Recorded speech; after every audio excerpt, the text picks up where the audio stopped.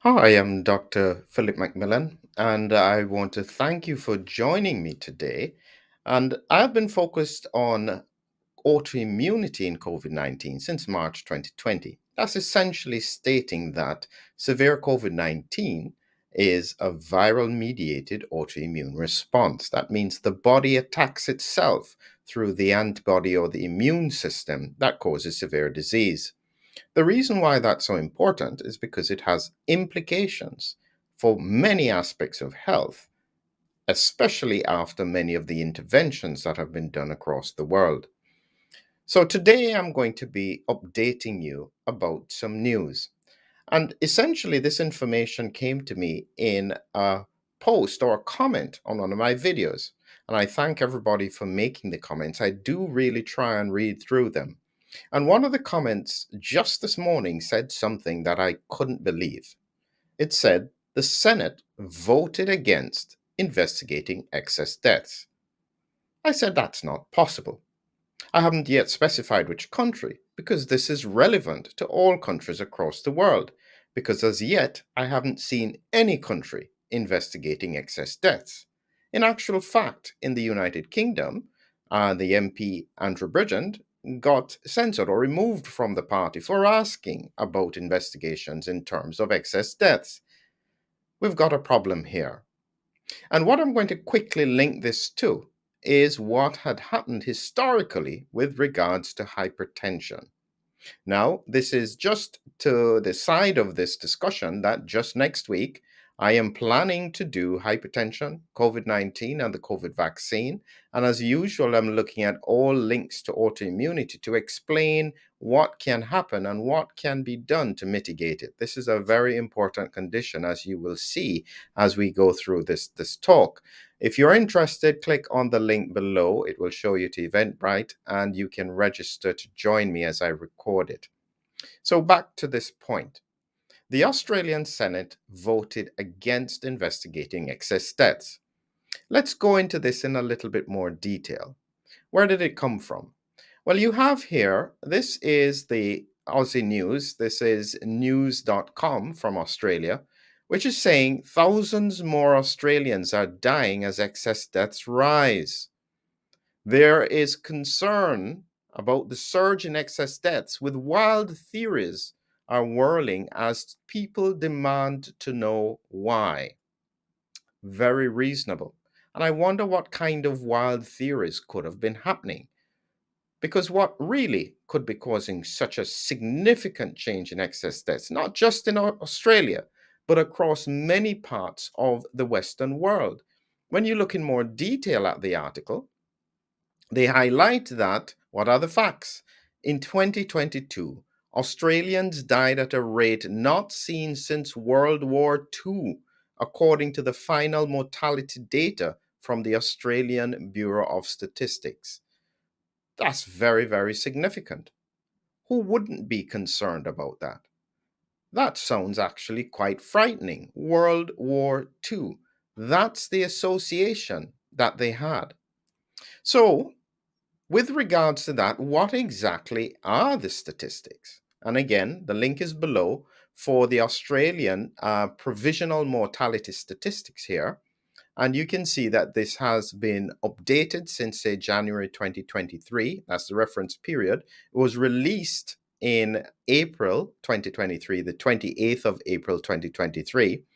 And this is what they're talking about. There were an extra 14,547 deaths in January, 12.4% more than the baseline average, but lower than January 2022.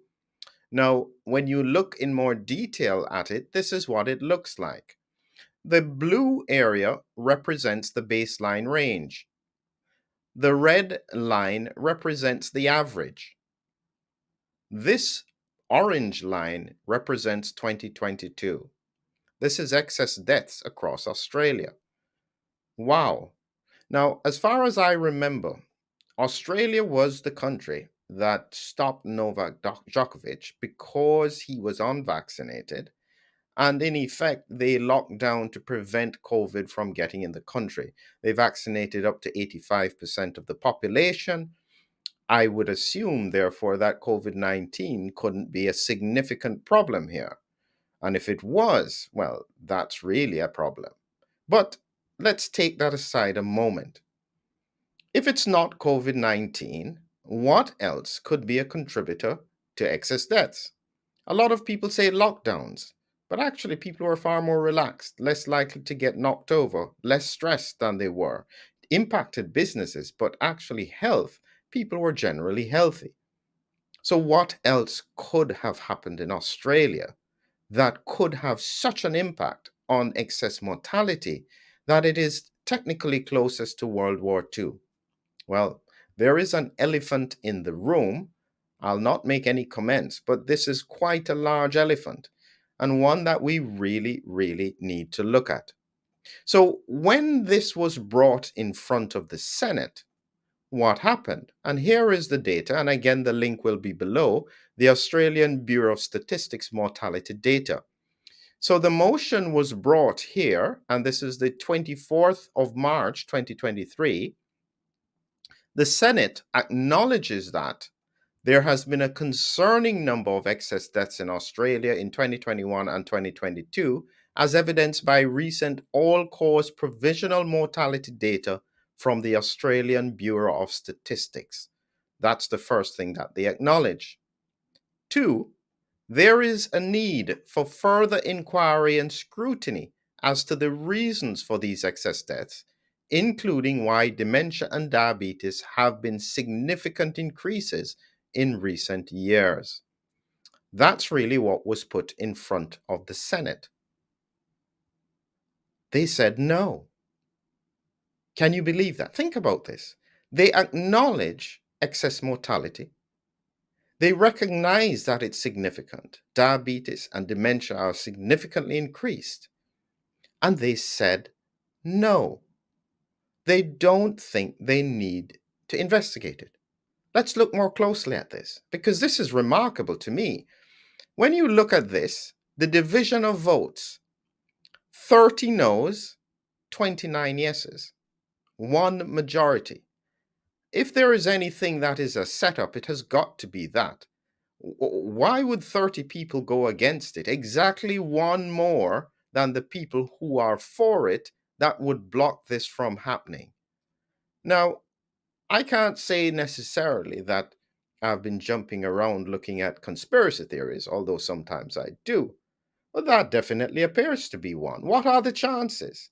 Just by one vote, they decide not to investigate excess deaths. Okay, let's put this in historical context, because I think people are forgetting what we are talking about and how this is relevant. So, my historical context is hypertension. And when we look back at the history, this is historical perspectives on hypertension. This is from 2017. And they're essentially highlighting that hypertension had been noted for many, many centuries. Nobody knew what it was. And between 1910 and 1914, physicians defined it as essential hypertension. Essentially, they thought that it had to happen, elevated blood pressure where no cause could be determined. Now, they didn't know what to do with it, and it's not until President Roosevelt was found to be having hypertension at the age of 54, and after 4 years, they decided to try and treat it because they didn't know what to do. Now, listen very carefully to this, because this is how the history fits in to diseases that we don't fully understand. We all now know how significant hypertension is, and nobody would tell you not to aggressively manage hypertension. But at that time, they had no context for what it was about, and therefore they ignored it. What actually caused the focus was this: Roosevelt's blood pressure, a normal blood pressure is 120 over 80. Before he died, his blood pressure was 300 over 190. Then, of course, he had an intracerebral event and he seems to have died. That's not surprising. Now, here is the worry. Even if I had been taken back in time and I was to try and help President Roosevelt, even with all the tools that I would have, all the medication for hypertension, I probably wouldn't be able to help him because the damage from elevated blood pressure for that level for so long would have been too significant. And even bringing down his blood pressure may have had some impact, but it's unlikely that it would have prevented him from having a significant complication. That's what happens when you ignore disease. If you don't know what the cause of excess death is, it's equivalent to ignoring hypertension. You have no idea why, but you don't want to look. Who would do that? Why would they do that? It is time for the general public to call this out as it is. I really cannot grasp how anyone would not be interested in the cause of excess deaths. That to me is the biggest concern across the world. Something needs to be done. So, if you are interested in learning more about hypertension, COVID-19, and how it can be impacted by the COVID vaccine, please join me on Eventbrite. Otherwise, remember the elephant in the room and remember Papua New Guinea, country with very high vaccine hesitancy. I don't want to tell you what the outcomes were. You need to watch that video. Otherwise, join me on Substack. Have a great evening.